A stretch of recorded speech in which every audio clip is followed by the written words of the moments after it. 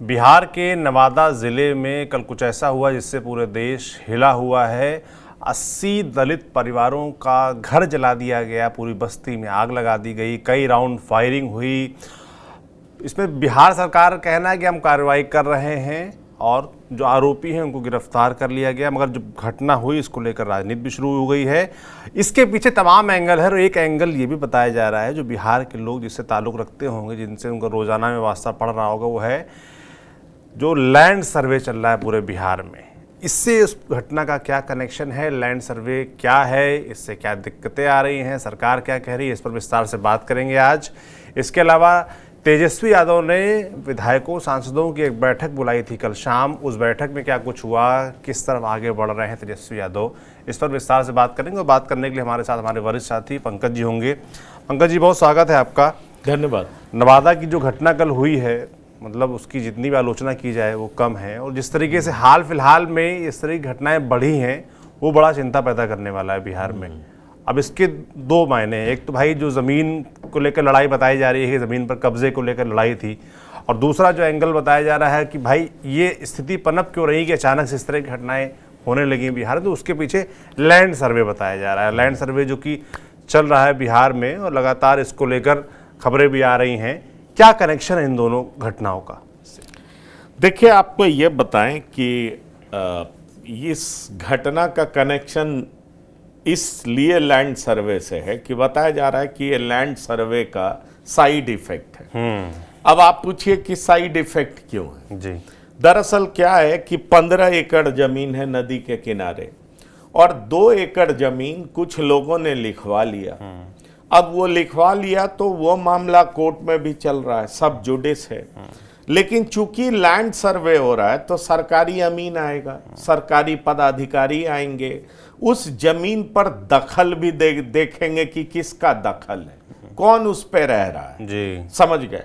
तो ये जिन लोगों ने लिखवाया हुआ है जमीन, जिसको कहा जा रहा है कि फर्जी तरीके से लिखवाया गया है, तो उन लोगों के बारे में ये कहा जा रहा है कि चूंकि लैंड सर्वे होना है उसमें दखल किसका है, तो इसलिए जिन लोगों ने लिखवाया है उन लोगों ने इसको हटाने के लिए इस तरह के काम को अंजाम दिया। इस तरह की बात कही जा रही है। पर यह देखिए कि बार बार कहा जा रहा है दबंगों ने दबंगों ने दबंगों ने। दबंग का मतलब क्या है यार?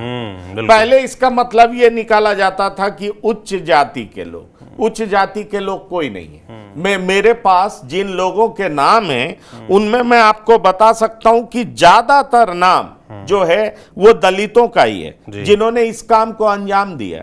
अब आप समझ लीजिए कि इस तरह की बात करना दबंगों ने, मुझे लगता है ये बहुत हद तक सही नहीं है। अब पूछिएगा कि इसमें किस किस लोगों का नाम है, तो कहा यह जा रहा है कि आरोपी तो नंदू पासवान, हाँ नंदू पासवान, उसके बाद श्री पन्नू पासवान, उसके बाद आप देख लीजिए श्री यमुना चौहान, ये भी नोनिया है। फिर आप देख लीजिए दशरथ चौहान, ये भी नोनिया है। उसके बाद आप आ जाइए, कई ऐसे लोग हैं, एक यादव का भी नाम है। तो कहा यह जा रहा है कि दरअसल नोनिया चौहान जो कि बिहार में बेलदार कहलाता है और साथ ही साथ पासवान, इन लोगों ने मिलकर के जमीन की रजिस्ट्री कराई थी और जो प्रॉपर्टी डीलर के तौर पर वहां कुछ यादव इन्वॉल्व थे, तो उनके बारे में कहा जा रहा है कि वो अपरोक्ष रूप से इन्वॉल्व थे। और जिनका घर जला है वो मुसहर जाति से है, जो जाति जीतन राम मांझी की है, और साथ ही साथ कुछ रविदास समाज से भी है, तो उनका घर जला है। और घर जलाने वालों में से किसका नाम आ रहा है? तो पासवान। पासवान भी तो दलित है। नोनिया बेलदार भी दलित या अति पिछड़े में आते हैं। उसके बाद आप देख लीजिए यादव का नाम लिया जा रहा है क्योंकि जीतन राम मांझी ने सीधा सीधा एक्यूज किया है। तो बहुत साफ मतलब है कि ये लड़ाई इस तरह की है। दरअसल देखिए, इसमें बताया यह जा रहा है कि चूंकि 2 एकड़ जमीन ये जो नोनिया समाज से जो आते हैं और साथ ही साथ पासवान समाज से आते हैं, उन लोगों ने मिलकर के 2 एकड़ जमीन का रजिस्ट्री करवा लिया था। उस रजिस्ट्री को लेकर के बहुत लोग कह रहे हैं, वैसे ये कोर्ट प्रमाणित करेगा कि वो फर्जी दस्तावेज था या सही दस्तावेज है, ये कोर्ट प्रमाणित करेगा। हम और आप बोलने वाले तो कोई है नहीं, लेकिन इस तरह की बात बाहर निकल रही है। अब सवाल उठता है कि चूंकि लैंड सर्वे होना है और लैंड सर्वे अगले साल जुलाई से पहले तक हो जाना जी, ये बात आप जान लीजिए। हालांकि सम्राट चौधरी कह रहे हैं कि इसकी कोई अंतिम तारीख नहीं है, सफाई देते घूम रहे हैं। हाँ, लेकिन लोगों में पैनिक है जी, लोगों में डर है, शिकायतें आ रही हैं, शिकायत भी है, इसीलिए बोलना पड़ रहा है। मान लीजिए मेरी जमीन है और दखल आपका है, तो इसमें डर तो लगता है कि दखल आपका है, आप उस पे रह रहे हैं और जमीन मेरी है, कागज मेरा है, तो फिर मैं क्या करूंगा। सवाल ये उठता है। कई सारे लोगों का मरूसी जमीन है, मरूसी जमीन मतलब आप समझ लीजिए आजादी से पहले पुश्तैनी जमीन है, तो आपके पास कोई रजिस्टर्ड पेपर नहीं है, आपके पास बहुत है तो रसीद है, रिसीट है, कि बहुत लोगों के पास खतियान है, खतियान नहीं है, बहुत तरह की ऐसी समस्याएं हैं। अब सवाल यह है कि बिहार में 1910 के बाद फिर से ये लैंड सर्वे का काम हो रहा है, और ये लैंड सर्वे का काम जो हो रहा है इससे बिहार के बहुत सारे लोग पैनिक जी, उनको डर लग रहा है और कई सारे भीड़ बढ़ गई है, सरकारी दफ्तरों अधिकारी और उतने काम करने वाले लोग नहीं, और इस नाम पर बहुत लोग ठगे भी जा रहे हैं। मैं आपको ये भी बताना चाहूंगा कि कई ऐसे वीडियोस भी रिलीज किए गए हैं कि कैसे आम नागरिकों को ठगा जा रहा है, अधिकारी ठग रहे हैं, रिश्वत ले रहे हैं, डरा रहे हैं, धमका रहे हैं। अब सवाल ये उठ रहा है कि ये जो मैं क्यों कह रहा हूं कि लैंड सर्वे का साइड इफेक्ट है, ये साइड इफेक्ट अभी आने वाले दिनों में आपको पूरे बिहार में दिखेगा। और ये जान लीजिए कि चूंकि दखल तो इन लोगों का था जो लोग रह रहे थे, ये भी महादलित जाति से आते हैं। अब वो जो दलित जाति से आते हैं, पासवान और ये नोनिया बेलदार, ये लोग जो हैं, ये लोग कहते हैं कि ये मेरी जमीन है, रजिस्टर्ड पेपर मेरे पास है, हमने रजिस्ट्री करवाई है। अब कहा यह जा रहा है कि ये दरअसल किसी की जमीन नहीं है, ये सरकारी जमीन है।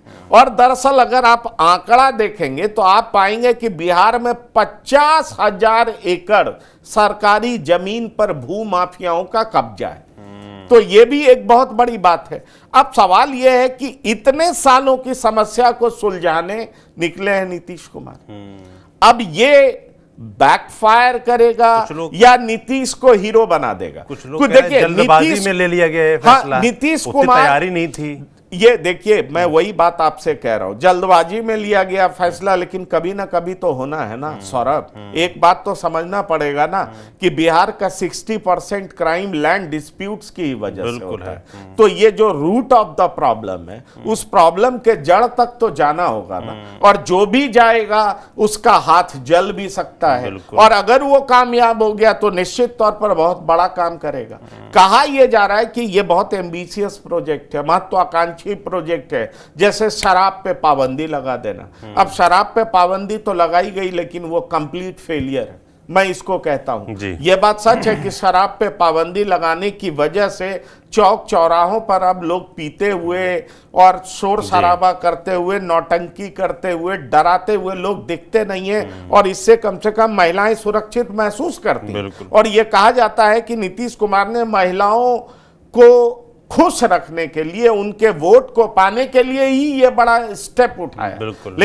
लेकिन ये बात तो अच्छी बात है कि ठीक है, महिलाएं सुरक्षित महसूस करती हैं, पर दूसरी तरफ आप ये देखेंगे तो एक पैरेलल समानांतर सरकार चल रही है, एक पैरेलल इकोनॉमी चल रहा है, कई सारे युवा इसमें इन्वॉल्व, हजारों लाखों लीटर शराब पकड़े जाते हैं, यूपी बॉर्डर, झारखंड बॉर्डर, कई लाख लोग जेल में बंद। तो सवाल उठता है कि इसका एक साइड इफेक्ट भी है, इसीलिए जो लैंड सर्वे है, लैंड सर्वे का साइड इफेक्ट है। और साइड इफेक्ट में दिख रहा है कि जो ये मुसर समाज से हैं, ये जो रविदास समाज से हैं, उनका घर जलाया गया है, और जलाने वालों में नाम आ रहा है पासवान समाज का, जलाने वालों में नाम आ रहा है बेलदार समाज का, और अप्रत्यक्ष और परोक्ष रूप से कहा जा रहा है कि यादव लोगों ने इन लोगों का साथ दिया है, क्योंकि यादव भाई वहां पर प्रॉपर्टी डीलिंग का काम करते हैं, तो कुछ यादवों के भी नाम आ रहे हैं। और इसलिए जीतन राम मांझी ने सीधा इसको पॉलिटिकल बनाते हुए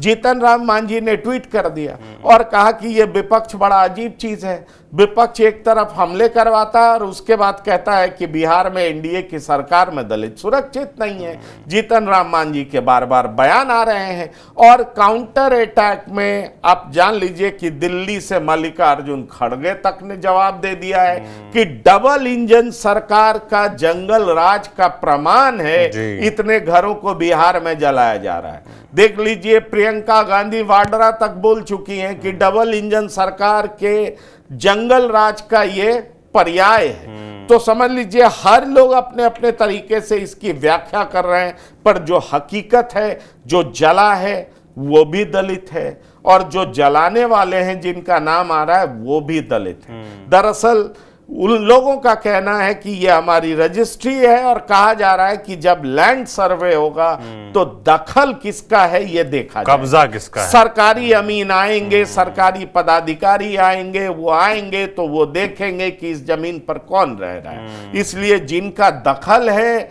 उनकी जमीन हो जाएगी। इसलिए जिन लोगों ने रजिस्ट्री कराई है उनका ये मानना है, ऐसा लोग कह रहे हैं। जो बात आ रही है, जो हमारे कई सारे जर्नलिस्ट हैं, लोग हैं, मेरी कई लोगों से बात हुई है, उनका कहना है कि चूंकि ये लैंड सर्वे होना है तो इस दखल से हटाने के लिए उनके घर को जलाया गया है। तो इसलिए ये घटना नेशनल न्यूज़ बन गया है, बहुत ज़्यादा चर्चा में है। बिहार के लॉ एंड ऑर्डर को लेकर के बहुत तरह का सवाल उठ रहा है।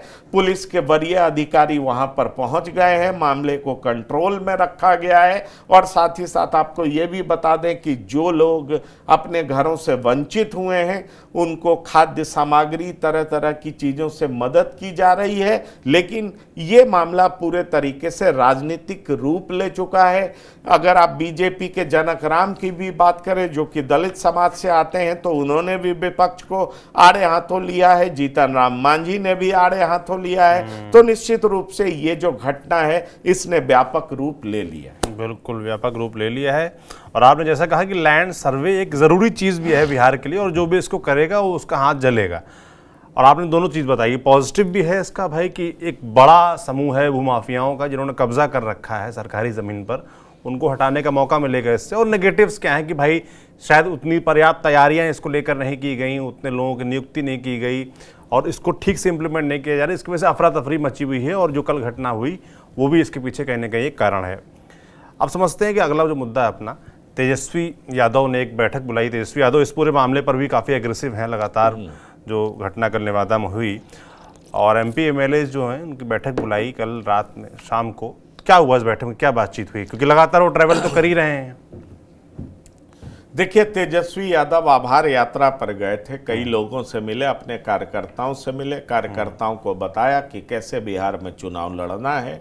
और साथ ही साथ जो फीडबैक उनको मिला वो अपने एमपी एमएलए एमएलसीज के साथ साझा करना चाह रहे थे। दरअसल तेजस्वी यादव को आज दुबई जाना है।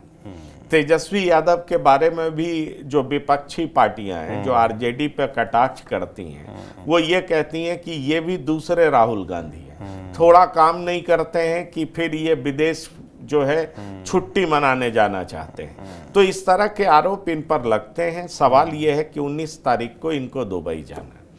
पर सौरभ, इस सबसे आगे भी एक बात है जी। वो बात ये है कि बीजेपी का सदस्यता अभियान बिहार में बहुत सफलपूर्वक नहीं चल पा रहा। उसका कारण ये माना जा रहा है कि जो लोग सदस्य बनेंगे, कुछ पैसे देकर के सदस्य बनेंगे, वो अपनी जमीन के सर्वे में परेशान है। वो ब्लॉक भाग रहे हैं, वो ऑफिसर्स के पास भाग रहे हैं, वो इधर जा रहे हैं, वो उधर जा रहे हैं। लेकिन बीजेपी ने अपना टारगेट फिक्स किया हुआ है कि 1.5 करोड़ सदस्य बनाएंगे और 1/3 सदस्य भी नहीं बना पाए। अब आरजेडी को यह लग रहा है कि आरजेडी ये मान रही है कि जेडीयू की लोकप्रियता घटी है तो बीजेपी की भी लोकप्रियता घटी है। ये जो लैंड सर्वे का काम है वो बीजेपी और जेडीयू दोनों को बेहद अलोकप्रिय बनाएगा।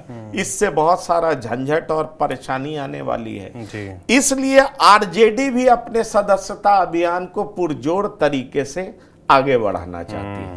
और आरजेडी को लगता है कि क्यों नहीं इसी बीच में मैदान में उतर जाया जाए, और अगर हमारे सदस्य ज्यादा बन जाते हैं तो एक प्रामाणिक सच सामने आ जाएगा कि हमारी तरफ लोग मुखातिब हो रहे हैं। हमें चुनाव से पहले पता चल जाएगा कि लोग हमारे बारे में क्या सोच रहे हैं। बीजेपी का जो टारगेट है वो पूरा नहीं हो रहा है। अगर हमारा टारगेट पूरा हो जाता है और 10-10 रुपया सब लोग देते हैं तो एक तो पैसा भी व्यापक पैमाने पर जमा होगा, और दूसरा क्या होगा कि लोगों का रुझान भी पता चल जाएगा। तो इसमें आरजेडी अपने लोगों को लगाना चाह रही है। दूसरा, आरजेडी कई तरह की नई चीजें इंप्लीमेंट करना चाहती है। तेजस्वी यादव चाहते हैं कि जिस तरीके से बीजेपी का क्या होता है, पन्ना प्रमुख होता है, आप जानते हैं कि हर पन्ना में कौन क्या करेगा, इस तरह की बात होती है। तो आरजेडी ने भी बड़े ही तरीके से एक चीज शुरू किया है जिसको हम लोग कहते हैं, उसको एक नाम दिया है। वो नाम अभी मेरे जहन में आ नहीं रहा है, जैसे ही आता है मैं आपको बताता हूं। तो आरजेडी भी हर पेज के लिए कार्यकर्ता तैयार कर रही है। तो समझिए कि आरजेडी भी बीजेपी की तरह बड़ा बारीक नजर रखना चाहती है। तो दरअसल आरजेडी के नेता तेजस्वी यादव पहले चरण की यात्रा को समाप्त करके जो आनन फानन में लोगों को बुला रहे हैं, क्योंकि कल एक डेवलपमेंट भी हुआ है। फिर से तेज प्रताप यादव पर भी केस चलाने की बात अदालत ने कही है। लैंड फॉर जॉब वाले मामले में तेज प्रताप यादव भी घसीटे जाएंगे। ऐसे में सवाल उठता है कि जो ताजा परिस्थितियां बिहार में बन रही है, इस केस को लेकर बन रहा है, कैसे सदस्यता अभियान को आगे बढ़ाया जाए, कैसे सरकार में आया जाए, कैसे 4 जिलों की यात्रा करके तेजस्वी यादव ने जो सीखा, समझा, जो अनुभव प्राप्त किया, वो अपने नेताओं के बीच में कैसे उसको साझा करना है और उनको जमीन पर कैसे उतारना है। इन तमाम चीज़ों की बात करने के लिए तेजस्वी यादव ने आनन फानन में मीटिंग बुलाई। वो लोगों को इन तमाम चीज़ों से अवगत कराना चाह रहे थे और कहना चाह रहे थे कि दरअसल चुनाव के लिए तैयार हो जाइए। विधानसभा चुनाव आरजेडी के लिए बेहद इंपॉर्टेंट है। आरजेडी चाहती है कि इस बार तेजस्वी यादव मुख्यमंत्री बन जाए। पिछली बार 70 सीटें कांग्रेस को दे दी गई थी, इस वजह से आरजेडी महज 12,000 वोटों से पिछड़ गई थी, ये जान लीजिए। तो इस बार आरजेडी को लग रहा है कि पिछली बार तो 2019 में 1 सीट भी आरजेडी लोकसभा में नहीं जीती, लेकिन 2020 में सत्ता के मुहाने तक पहुंचते पहुंचते रह गई थी। इस बार आरजेडी 4 सीट जीती है और महागठबंधन 10 सीट जीता है। तो आरजेडी को लग रहा है कि इस बार तो हम सरकार पुख्ता तौर पर बना सकते हैं, इसलिए जो भी जरूरी चीजें हैं उसको इम्प्लीमेंट किया जाए, अपना इमेज बदला जाए। इसलिए आरजेडी इन चीजों पर बहुत जोर दे रही है कि मुरेठा नहीं बांधना है, अपने कमर में गमछी नहीं बांधना है, लोगों के बीच में जो गुंडा वाला इमेज है उसको चेंज करना है, कैसे एक साधारण कार्यकर्ता की तरह लोगों के बीच में जाना। कार्यकर्ताओं से लगातार इसलिए मिल भी रहे थे, इसलिए मिल रहा है डिसिप्लिन में रहना है, अनुशासन में रहना है और कैसे सदस्यता अभियान में तेजी लाना, इन तमाम चीजों को कैसे आगे बढ़ाना है, इसको लेकर के आरजेडी काफी ज्यादा एक्टिव दिख रही है। बिल्कुल, तेजस्वी यादव की नज़र जाहिर सी बात है होगी भी आने वाले विधानसभा चुनाव में। लोकसभा में जो नतीजे रहे वो रहे, मगर अब उनकी नज़र है कि कैसे विधानसभा में नहीं चूकना है और सरकार बनानी है, जिसके लिए लगातार वो अपने कार्यकर्ताओं से मिल रहे हैं, नेताओं से कल मिले, विधायकों सांसदों से जो उनके अनुभव थे वो साझा किए, साथ ही आगे क्या करना है उसको लेकर निर्देश दिए और कार्यकर्ताओं को अनुशासन में रहने का पाठ लगातार वो पढ़ा ही रहे हैं, ये आपको हम बता ही रहे हैं। बाकी जो नवादा में हुआ उसकी आलोचना जितनी की जाए वो कम है, सरकार को इस पर ध्यान देना चाहिए। साथ ही जो बताया है कि जो लैंड रिफॉर्म चल रहे हैं, सर्वे चल रहा है, उसको लेकर भी ध्यान दिया जाना चाहिए। आज की बात यहीं समाप्त करते हैं। आप देखते रहिए TV9 डिजिटल। शुक्रिया।